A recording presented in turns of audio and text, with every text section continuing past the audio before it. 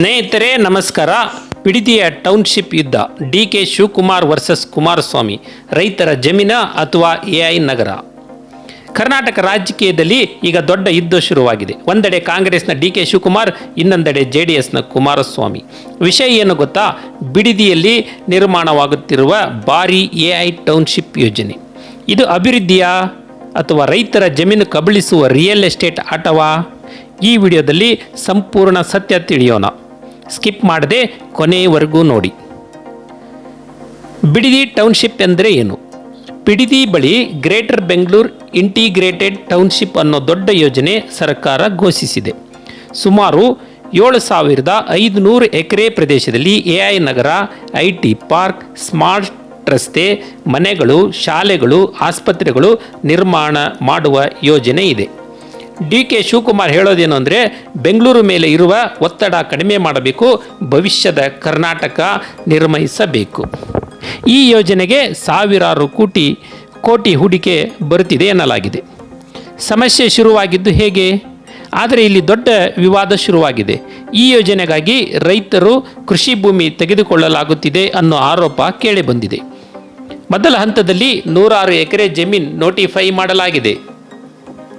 ರೈತರು ಹೇಳೋದೇನು ಅಂದರೆ, ನಮ್ಮ ಬದುಕೆ ಈ ಜಮೀನು, ಫಲವತ್ತಾದ ಭೂಮಿಯನ್ನು ನಾಶ ಮಾಡಿದ್ದಾರೆ, ನಮ್ಮ ಅನುಮತಿ ಇಲ್ಲದೆ ಭೂಮಿ ತೆಗೆದುಕೊಳ್ಳುತ್ತಿದ್ದಾರೆ.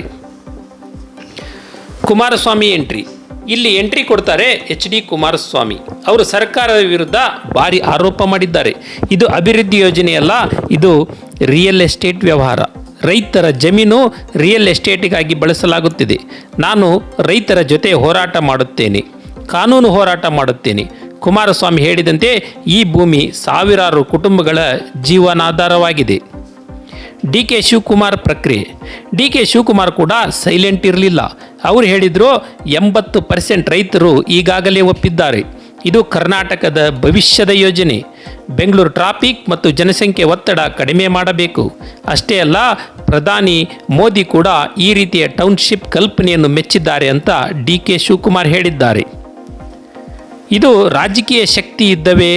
ಇದು ಕೇವಲ ಯೋಜನೆಗಳ ಜಗಳ ಅಲ್ಲ, ಇದು ರಾಜಕೀಯ ಶಕ್ತಿಯ ಹೋರಾಟ ಕೂಡ. ಯಾಕೆ ಗೊತ್ತಾ? ರಾಮನಗರ, ಕನಕಪುರ ಭಾಗ ಇವು ಒಕ್ಕಲಿಗ ರಾಜಕೀಯದ ಪ್ರಮುಖ ಪ್ರದೇಶ. ಒಂದೆಡೆ ಡಿ.ಕೆ. ಶಿವಕುಮಾರ್ ಪ್ರಭಾವ, ಇನ್ನೊಂದೆಡೆ ದೇವೇಗೌಡರ ಕುಟುಂಬದ ಬಲ. ಈ ಭಾಗದಲ್ಲಿ ಯಾರು ಪ್ರಭಾವಿ ನಾಯಕ ಅನ್ನೋ ರಾಜಕೀಯ ಯುದ್ಧವೂ ಇದರಲ್ಲಿ ಅಡಗಿದೆ.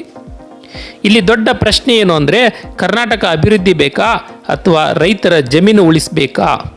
ಒಂದು ಕಡೆ ಎಐ ನಗರ, ಉದ್ಯೋಗ, ಹೂಡಿಕೆ, ಮತ್ತೊಂದು ಕಡೆ ರೈತರ ಬದುಕು, ಕೃಷಿ, ಪರಿಸರ. ಇದಕ್ಕಾಗಿ ಈ ವಿಷಯ ಈಗ ರಾಜ್ಯ ರಾಜಕೀಯದ ದೊಡ್ಡ ಬೆಂಕಿಯಾಗಿದೆ. ಈ ವಿಷಯದಲ್ಲಿ ಡಿ.ಕೆ. ಶಿವಕುಮಾರ್ ಮತ್ತು ಕುಮಾರಸ್ವಾಮಿ ನಡುವೆ ಸಾರ್ವಜನಿಕ ಚರ್ಚೆ, ಸವಾಲು ಕೂಡ ಬಂದಿದೆ. ಡಿ.ಕೆ. ಶಿವಕುಮಾರ್ ಸಮಯ ಮತ್ತು ಸ್ಥಳ ನಿಗದಿ ಮಾಡಿ, ನಾನು ಚರ್ಚೆಗೆ ಸಿದ್ಧ. ಕುಮಾರಸ್ವಾಮಿ, ಜನರ ಮುಂದೆ ಸತ್ಯ ಹೇಳೋಣ. ಈಗ ರಾಜಕೀಯ ಯುದ್ಧ ಈಗ ಇನ್ನೂ ಬಿಸಿ ಆಗ್ತಾ ಇದೆ. ಬಿಡದಿ ಟೌನ್ಶಿಪ್ ಯೋಜನೆ ಕರ್ನಾಟಕ ಭವಿಷ್ಯ ಬದಲಾಯಿಸಬಹುದಾದ ಯೋಜನೆ ಆಗಬಹುದು. ಆದರೆ ಅಭಿವೃದ್ಧಿ ಹೆಸರಲ್ಲಿ ರೈತರ ಬದುಕು ಹಾಳಾಗಬಾರದು ಅನ್ನೋ ಮಾತು ಕೂಡ ಸತ್ಯ. ನಿಮ್ಮ ಅಭಿಪ್ರಾಯವನ್ನು ಸಹ ನಮಗೆ ತಿಳಿಸಿ. ಅಭಿವೃದ್ಧಿ ಬೇಕಾ ಅಥವಾ ರೈತರ ರಕ್ಷಣೆನೇ ಮುಖ್ಯವಾ, ಅಥವಾ ಇದರಲ್ಲಿ ಏನಾದರೂ ರಾಜಕೀಯ ಇದೆಯಾ ಎಂಬುದನ್ನು ವೀಕ್ಷಕರ ಗಮನಕ್ಕೆ ಬಿಡಲಾಗಿದೆ. ಈ ವಿಡಿಯೋ ಇಷ್ಟವಾದರೆ ದಯವಿಟ್ಟು ಲೈಕ್ ಮಾಡಿ, ಶೇರ್ ಮಾಡಿ ಹಾಗೂ ಸಬ್ಸ್ಕ್ರೈಬ್ ಮಾಡಿ. Thank you.